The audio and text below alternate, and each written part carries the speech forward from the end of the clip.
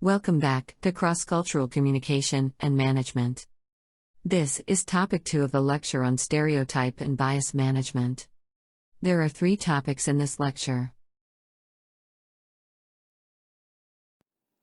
Topic 1 of this lecture has helped us to understand the evolutionary root of stereotypes, why they are important for our survival. These mechanisms might have been useful for our ancestors in the past, but in the modern era, they have downsides as well. We will talk about that in this topic.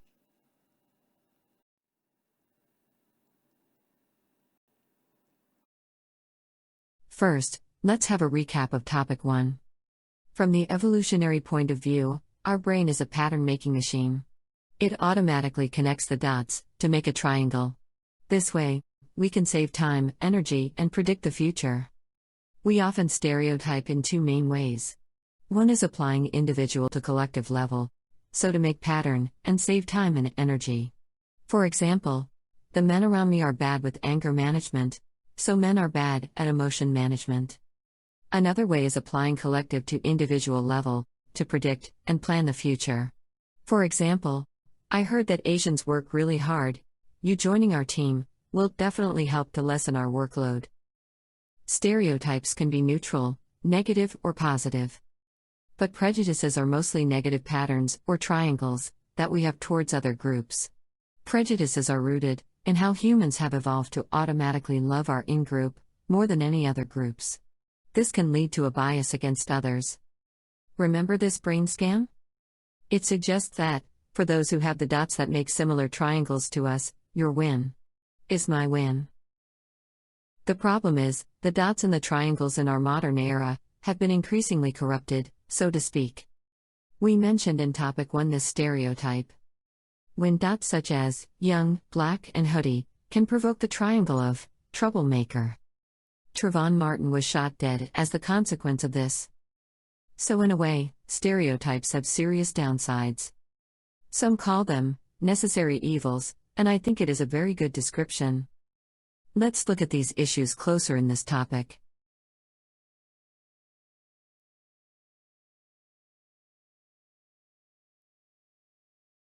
The first pitfall is called stereotype threat. It happens when your performance is negatively influenced by what other people think about your in-group, and thus, indirectly about you. For example, women often suffer from the stereotype that they are worse than men at math. In this study, women and men are divided into 2 groups for a math test.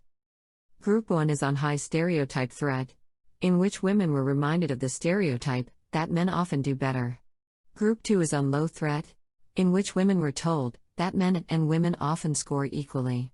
The result shows that there is a big gap of performance between males and females in high threat condition, and there is no significant difference in the low condition.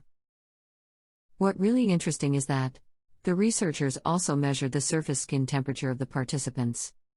Blood vessels will constrict, and body temperature will drop when we have to cope with problems. In this experiment, women in high threat condition had a big drop in temperature, while other groups stay almost at the same level. And so, one big reason for worse performance is because a part of the brain resource is spent on emotional regulation instead of the task at hand, and therefore, indirectly reduces the performance. In a self-fulfilling prophecy, we can become what we are expected to be. Given a role, we will act that role and become that role. So here is a very nice quote to illustrate the situation. The difference between a lady and a girl is not how she behaves, but how she's treated.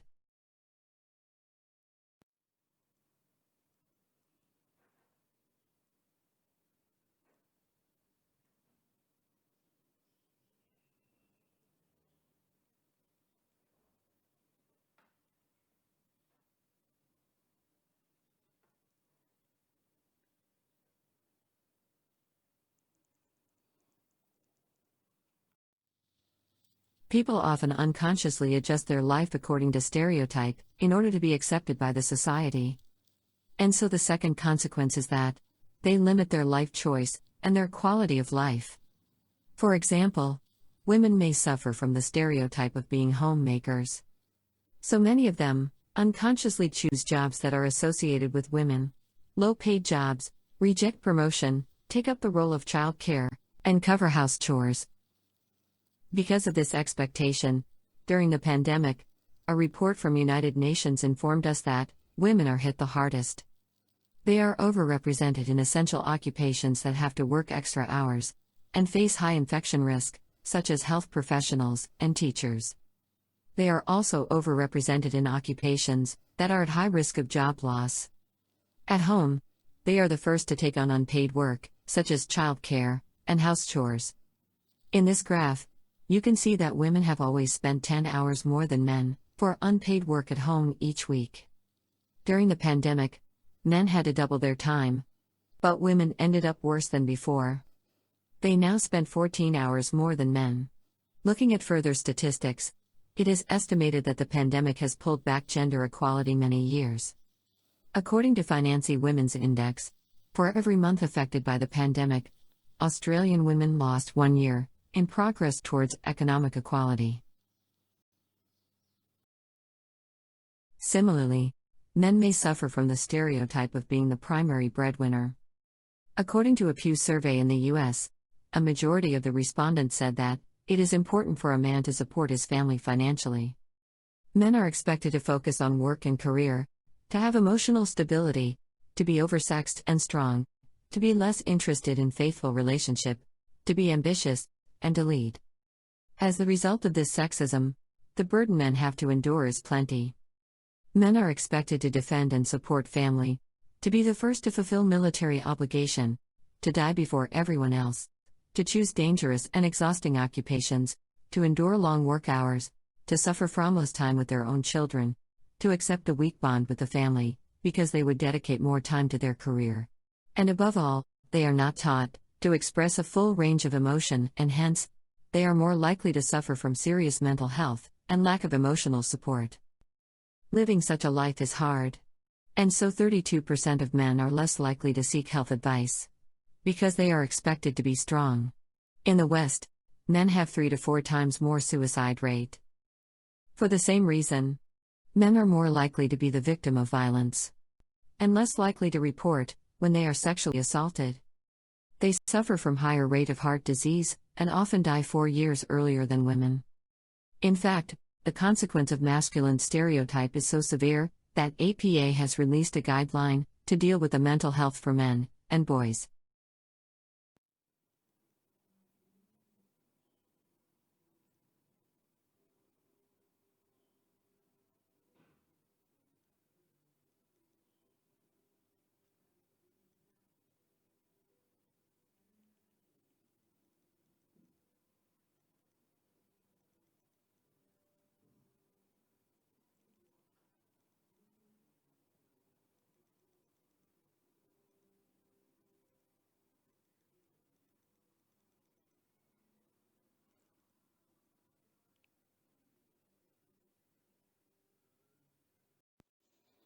The third pitfall of stereotypes and prejudices is institutionalized discrimination.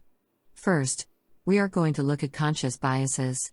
They are explicit values and outward expressions of how one is supposed to be. They are often embedded in regulations, procedures, unwritten values, and behaviors of the organization. It is called institutionalized because it is the choice made by an organization instead of an individual. Here is an example. Because of the stereotype that women are, and should be the primary child caregiver, the consequence of this institutionalized discrimination is that maternal leave is much longer than paternal leave. In this table, we will see it in most of the developed Western countries. Mothers have much longer paid leave than fathers. Worse still, while most countries have maternal leave, only 43% of the countries have paternal leave. Fathers, therefore, miss out on family life, suffer from a lack of family bonding, emotional support, and well-being. Children also miss their father's impact. Women suffer from career development, which is also one of the reasons why gender pay gap persists. Please take a moment to look at the statistics on the table.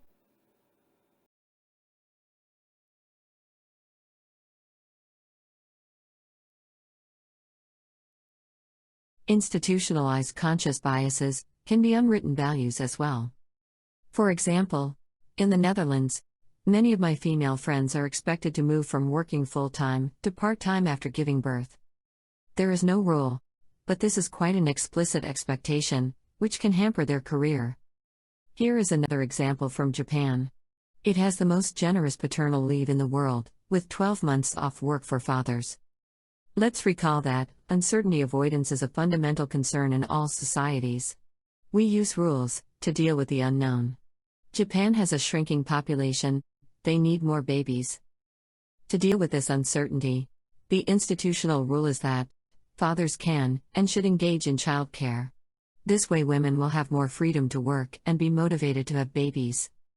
Fathers can take the whole year off, so the institutional rule is strong. However, the social rule is stronger. It dictates that fathers should bring money home and not stay at home. Despite the law, only 5% of Japanese men take the leave. One big reason is the unfavorable atmosphere against taking leave. In 2020, a politician took 2 weeks off when his son was born. And this created a full-blown media frenzy about the decision.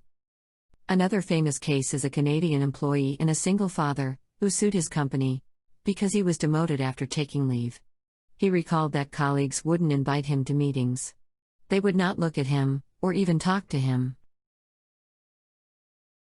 Institutionalized discrimination can be subconscious.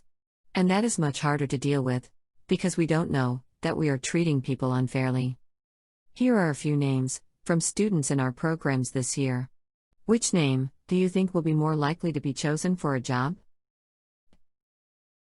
I've asked this question every year, and every year, students in the class would pick the male, Christian name as the most likely to get hired. This is followed by non-white sounding names and female names. Many studies have done the same. Like this one, in which Greg and Emily get more callbacks than Jamal and Lakeisha. For job applicants with white-sounding names, they get 1 callback for every 10 ads they applied. For those with African-sounding names, they get 1 callback for every 15 applications. White names are 50% more likely to get callbacks. Also, people like names that are easy to pronounce, familiar to other names they know, and remind them of good experience. Name is a nonverbal signal. A name can unconsciously trigger many emotion tags, matching positively or negatively with our life experience. These emotion tags can lead to immediate unconscious judgment. Many big stars in the world know this, and they change their names to get rid of these unconscious emotion tags matching. For example, Charlie Sheen got rid of his Spanish family name, Woody Allen got rid of his Jewish German-sounding part, and Chloe Bennet got rid of the Chinese connotation in her name. Some students of mine also shared that they used different parts of their name to apply for a job.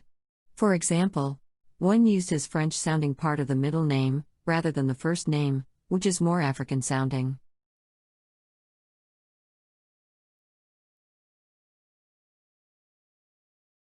Many times, conscious and subconscious discrimination mix together. For example, in the way interview questions are often asked in Korea. Female applicants may have questions such as woman, do you want to be executive? How many years do you think you'll be working? What will you do with your job if you get married? Are you dating anyone? What do you think of male and female interactions? How long does it take to do your makeup? Equally for men, the questions could be: how much alcohol can you handle? How long do you plan to work for our company? What do you plan on spending your first paycheck? How many close friends do you have? And how does it feel like to live far away from your parents? These questions can be understood as both getting to know each other, which could be unconscious bias, and fitting the expected stereotype pattern, which is conscious bias. World leaders can't escape neither. This is Jacinda Ardern, the Prime Minister of New Zealand. She is among many women who got asked a similar question just 2 days after she took the office. She was asked if she was planning to have children. Male leaders don't get that. Anyway, Jacinda Ardern called out sexism and said it was totally unacceptable that women still had to answer that kind of question in 2017. She later was asked if she felt guilty balancing her role of being a mom and a prime minister. She pointed out that she was a woman, a mother, not a superwoman. And thinking women should be superwomen is not fair. It raises the expectation that nobody can meet.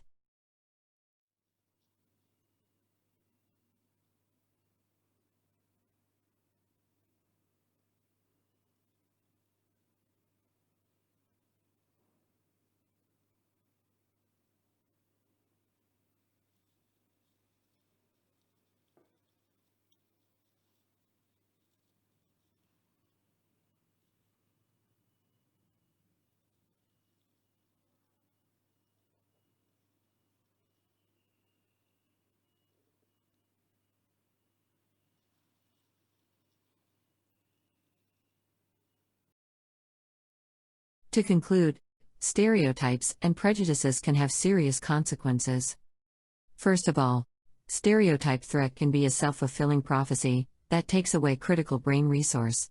The person has to deal with emotional regulation and suppression instead of the tasks at hand. This results in reduced performance. Secondly, people unconsciously adjust their life according to stereotypes in order to be socially accepted. This limits the choices in life, such as in occupations and lifestyles.